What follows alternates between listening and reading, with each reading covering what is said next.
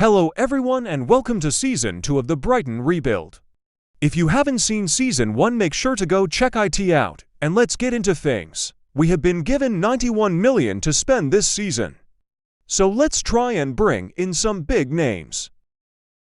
Andrew Moran was the first player to leave the club, as he is not good enough. Same with Kacper Kozlowski.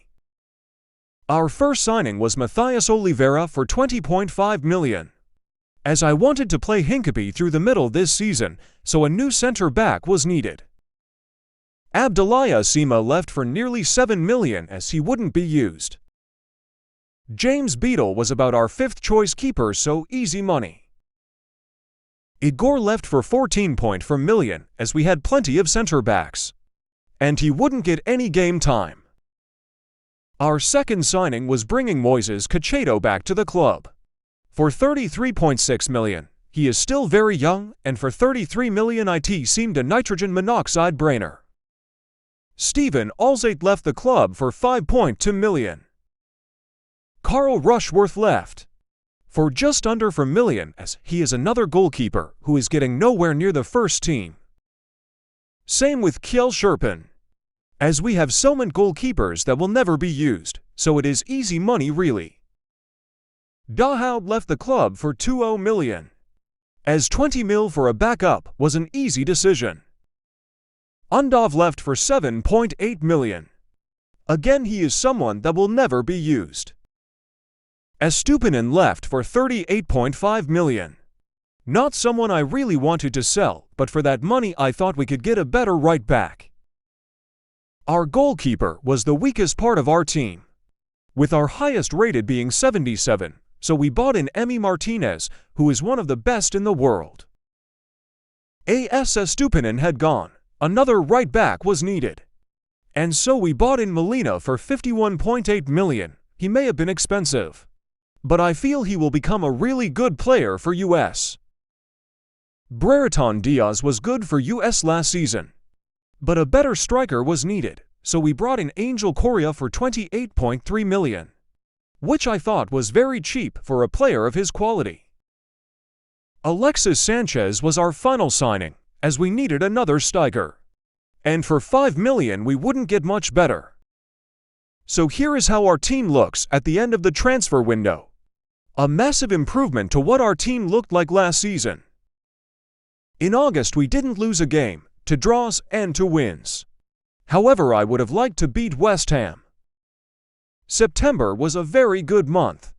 Unbeaten again, including a win against Man United and an impressive 4-0 against Aston Villa. We won every game in October. Let's see how long this unbeaten streak can go on for.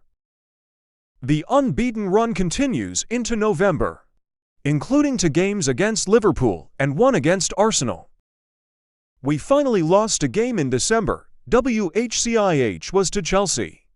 But we won every other game, including knocking Man City out the Carabao Cup on penalties. We didn't make any signings in January, but we did sell João Pedro as he wasn't getting any game time. Halfway through the season we are second in the league. Let's hope we can stay in a Champions League spot. January was an okay month, but there were 2 disappointing losses to Wigan and Everton. However, we did have an impressive 6-0 aggregate win over Tottenham. February was a disappointing month. We should be winning at least 3 of those games, but we only won 1. So improvements need to be made. March was an okay month. We did lose 2 matches, but we also won the Carabao Cup final against Newcastle. April was a really poor month, with only 1 win. If we want to qualify for the Champions League, then some serious improvements are needed in the final month. May was an okay month to end the season with 2 wins, a draw and a loss, but would it be enough to qualify for the Champions League? We ended up finishing 5th in the Prem, which is a bit disappointing considering we were second halfway through the season. But our form needed to be better the second half of the season. Here is how the team looks at the end of the season, with the star players being Caicedo, Hincapie, and Garnacho. Moises Caicedo was the top assister this season.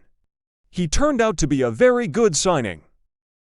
Angel Correa was our top scorer, which is to be expected. But a very impressive performance from Mitoma as well. If you enjoyed this video, please like and subscribe, as Season 3 will be out soon.